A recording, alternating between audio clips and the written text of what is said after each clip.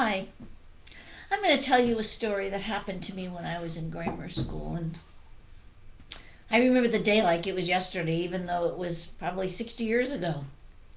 Now, I was brought up in an Irish Catholic family, and we attended Catholic school until I attended Catholic school until I was in the eighth grade. And we were always taught that lying was a big sin.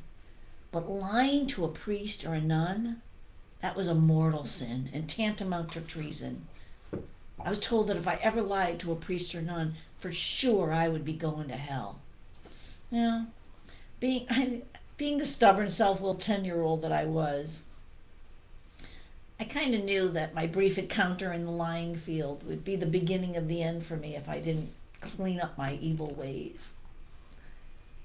This one started when we were assigned a project to create an amoeba for science class. The teacher, Sister Mary Immaculata, she didn't care if we drew it or made it out of some material, but we needed to be able to clearly identify the different parts of the amoeba. And even though we had an entire weekend to complete the assignment, I already knew that I wasn't planning on doing it because personally, I thought it was the dumbest assignment we had ever been given. I mean, how hard was it to understand the configuration of an amoeba, and why did we need to keep dwelling on it? Well, my day of reckoning came on Monday morning. As I soon learned, there were some other students who must have felt the same as I about doing the assignment because they didn't bother to complete it either. And I could tell that Sister Mary Immaculata was getting very frustrated with all of the excuses. Actually, I thought some of them were quite creative.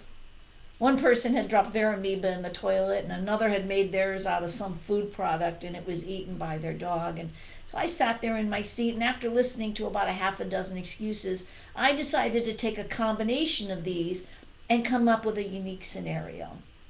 So when my turn came to show the class my amoeba, I just quietly stood up. My head was down a little bit and trying to have a humble attitude, and I actually think I had a few tears that came out. And I said that my amoeba had been made out of jello and it had a cherry nucleus, but my brother had eaten it. I sat down very quickly thinking that if I was out of sight, I would be out of mind.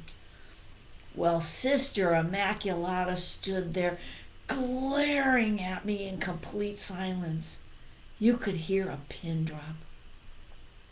I thought I had gotten away with it until I heard the next words. Go get your brother. I also thought I heard dum da dum dum, but I could have been mistaken. I stood on shaky legs, trying frantically to think of another lie to get me out of the first one.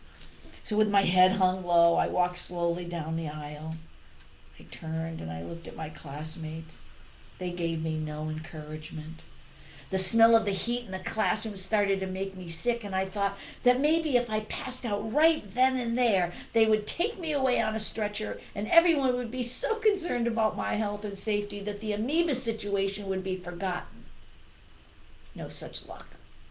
My younger brother Jimmy was innocently sitting in his chair trying to behave so he wouldn't get hit with the nun's ruler for one thing or another.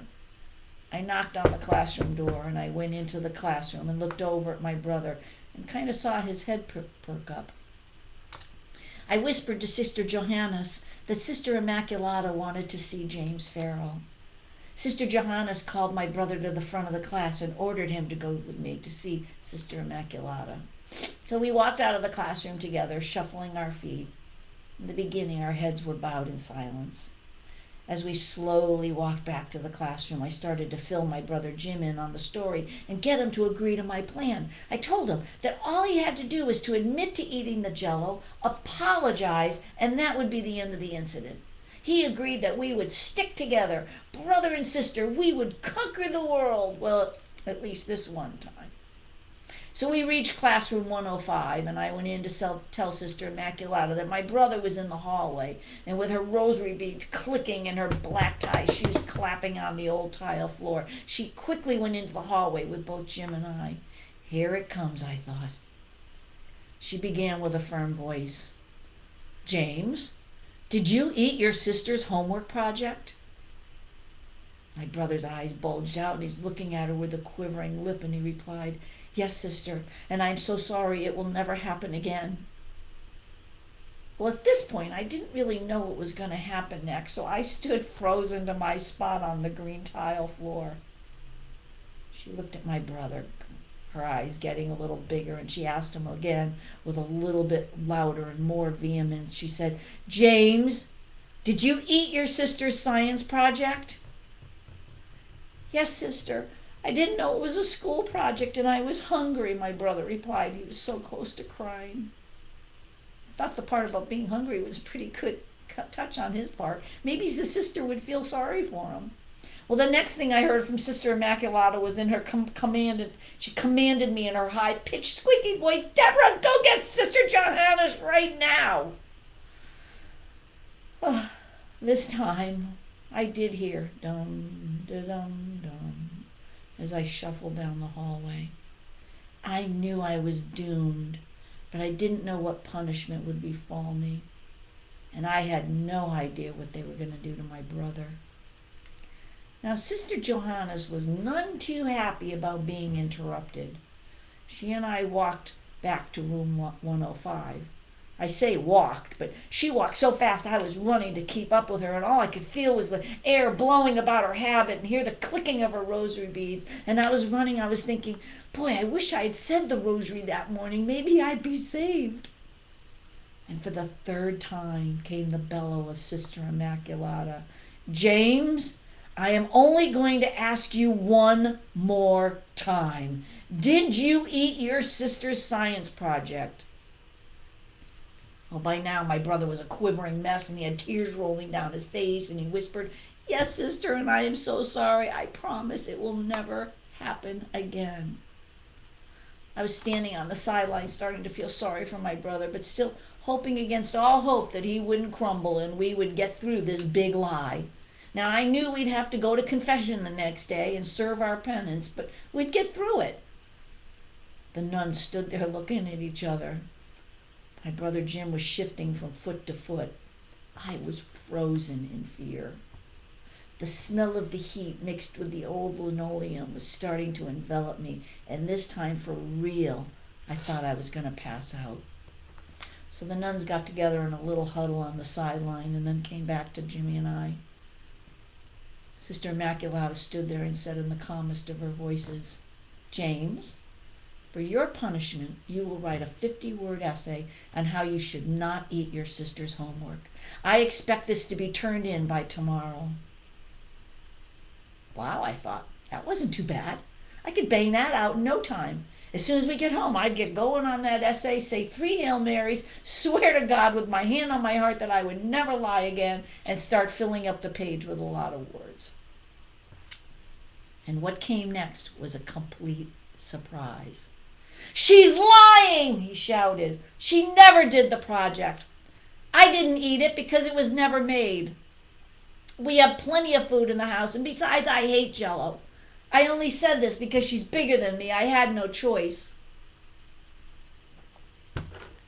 I stood there with my eyes bulging out of my head. I knew I was in for it from the nuns, but I couldn't believe he turned me in. How could he do this? Didn't he remember that he and I were going to conquer the world together? I couldn't believe my own brother turned me in. Well, the sisters stood there smiling to themselves, gratified that they had broken us and the truth was revealed. I didn't even think 1,000 Hail Marys were going to get me out of this. I stood there a puddle of sweat. My socks were even wet. Here it comes, I thought. I waited for God to strike me down. In fact, I almost wished he would so the sisters didn't have a chance. "James, you can go back to your classroom now," Sister Immaculata said in a softer voice, and I watched him and Sister Johannes walk quietly back to the classroom, and I could hear my brother, the traitor, blubbering and sniffling all the way down the hallway. Sister Immaculata turned around and looked at me with daggers in her eyes, and shaking her head, she said, "Deborah, for your punishment, you will make 3 amoebas, and this is due by tomorrow morning, and you will also write a 50-word essay on lying, and then say 10 Hail Marys." I think she threw in the 10 Hail Marys for good measure. Maybe she really thought my soul could be saved. Well, I made the three amoebas, one out of rice with a bean nucleus. I drew a picture of one, and I made that blasted jello one with the cherry center that I'd accused my brother of eating. And my punishment really was the jello one because it was the hardest one to make. I couldn't get that cherry to stay in the center. What was I thinking? To this day, I hate jello. My brother recovered from the incident somewhat. He can't even look at jello without breaking into a sweat. So let's just say there's no room for jello in our lives anymore. Needless to say that neither of us became scientists, but we are good friends. We remember this incident and can now laugh. And after all these years and looking back at it, I can now say that I am grateful for having gotten caught in the lie. Considering I can still remember this after 60 years, should tell you the impression that this made on me. To this day, if I try to lie to someone, I start laughing. Maybe I'm just thinking about that jello amoeba. Thank you for listening.